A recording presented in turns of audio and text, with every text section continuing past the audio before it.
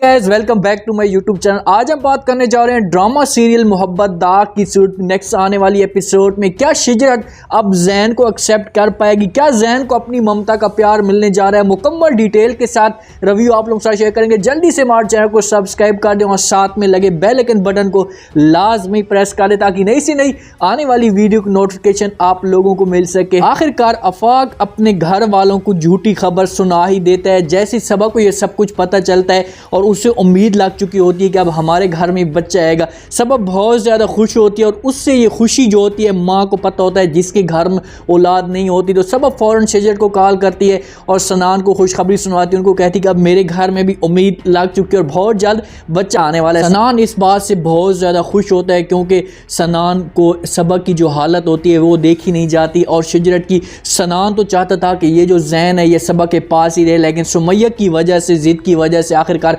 सबा से वो बच्चा छिन गया था। तो सबा के घर जाता है, मिठाई के डब्बे भी लेकर जाता है और सनान के घर भी बहुत जल्द बच्चा आने वाला होता है। तो सनान जैसे ही जाता है तो आफाक के वालिद को जाकर मिलता है, उनको जाकर मुबारकबाद देता है और उनके घर में मिठाई जो होती है वो तकसीम करना शुरू कर देता है।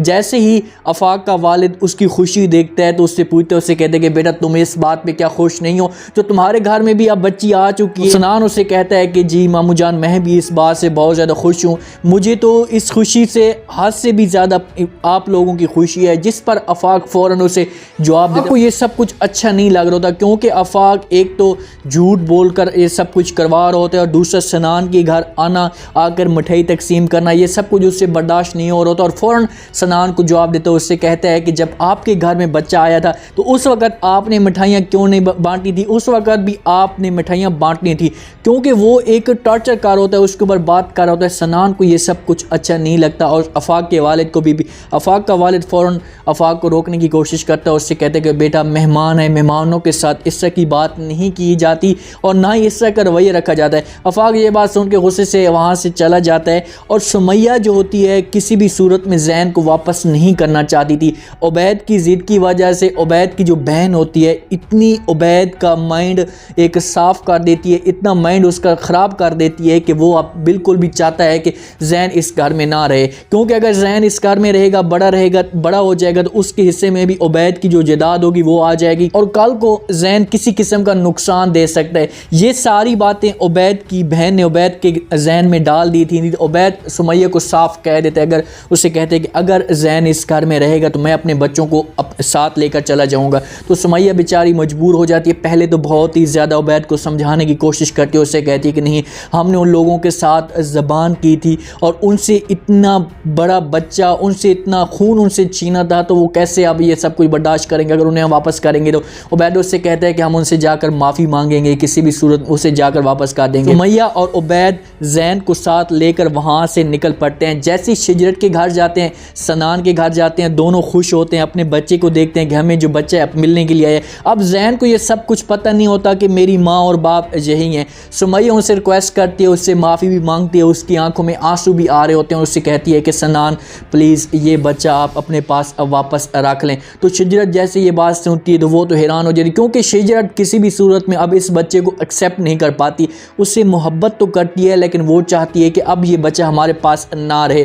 तो वहाँ पर उसे साफ कहती है कि ये तुम क्या कह रही हो। सुमैया उससे कहती है कि हाँ जो कुछ भी मैं कह रही हूँ मैं ठीक कह रही हूँ, अब हम किसी भी सूरत में जैन को अपने पास नहीं रख सकते, खुदा के लिए तुम इसे अपने पास रख लो। सनान तो इस बात से खुश हो जाता है क्योंकि सनान हर सूरत में उसे अपने पास रखना चाहता है लेकिन शिजरत उसे वापस करना चाहती है। शिजरत फ़ौरन सनान को जवाब देती है, उससे कहती है कि मैं इसे किसी भी सूरत में एक्सेप्ट नहीं कर पाती, लोगों की बातें क्या कहेंगी, लोग हमारे ऊपर थूकेंगे, तरह तरह की बातें करेंगे, लोगों को बातें करने का बहाना मिल जाएगा। तो सनान उससे कहता है कि कोई मुझे किसी किस्म का कोई भी इतराज़ नहीं है, लोग चाहे जो कुछ भी कहते रहे, जो बातें भी कहते रहे, मैं सबको कह दूंगा कि ये मेरा बच्चा है। अब जैन अपनी शिजरत को मानने से साफ इनकार कर देगा, उसे माँ मानने से साफ इनकार कर देगा और सनान को भी वो उनके पास रोएगा, उससे कहेगा कि मैं अपनी मम्मा के पास जाना चाहता हूँ क्योंकि बचपन से ही उसने समझो कि दूर ही सुमैया का पिया है तो किस सूरत में इन लोगों को आप एक्सेप्ट कर पाएगा। आफाक की जो माँ होती है आफाक को हर दफ़ा कहती है कि बेटा अब तुम कब हमें खुशखबरी दे रही हो, अब आ चुका है सनान के घर भी बच्ची आ चुकी है तो तुम भी अब हमें जल्द से जल्द खुशखबरी सुना दो। आफाक क्योंकि ये सारा कोई तो झूठ बोल कर आया होता है, जो रिपोर्टें होती हैं वो सारी झूठी बताई हुई होती हैं अपने घर वालों को, तो वहाँ पर गुस्से में होता है। उससे जब भी गुस्सा आता है तो वो ये नहीं समझ पाता पाता कि वो बोल क्या रहा है, तो उन्हें फ़ौरन जवाब देते, उससे कहता है कि बच्चा इस घर में कभी भी नहीं आएगा, बच्चा मर चुका है। जैसे सबक के कानों तक ये आवाज़ जाती है तो उसके कानों के अंदर जो गूंजती है ये बात, तो वो उसके ज़मीन हिल जाती है। वो उसको पता होगा कि उसके ऊपर क्या गुजरी है, उसके पास जो रिपोर्टें होती हैं, जो कुछ भी होता है वो सब कुछ नीचे फेंक जाता है। वहाँ से फाक गुस्से से चला जाता है। सबक को इस बात का बहुत ज़्यादा दुख लगता है कि ये सब कुछ क्या कह रहे हैं। वो तो यकीन नहीं कर पाता, फ़ौरन अपने ससुर के पास जाती है और उससे कहती है कि हमें परवेज़ के पास जाना चाहिए। उसका ससुर उससे पूछता है कि तुम्हारा उसके साथ क्या काम है, मतलब कि तुम उसके साथ किस वजह से जाना चाहती हो, तुम तो हर चीज़ तुम्हारी ठीक है, तुम्हारी रिपोर्टें सारी होके आई हैं, जाना तो फाक को चाहिए। तो वहाँ पर सबा उससे कहती कि नहीं, मैं वहाँ पर जाना चाहती हूँ और इसके सब कुछ पता करना चाहती हूँ कि आखिरकार ये इस तरह की बातें क्यों कह रहे हैं,